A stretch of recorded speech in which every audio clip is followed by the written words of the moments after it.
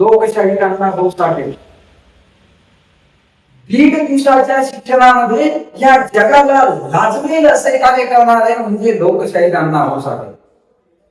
ही पृथ्वी शेषनागाच्या डोक्यावर नसून ही पृथ्वी कष्ट कधी काम कधी शेतकऱ्यांच्या या तर हातावर तरलेली आहे हे जगाला ठणकावून सांगणारे म्हणजे लोकशाहीर अण्णाभाऊ साठे.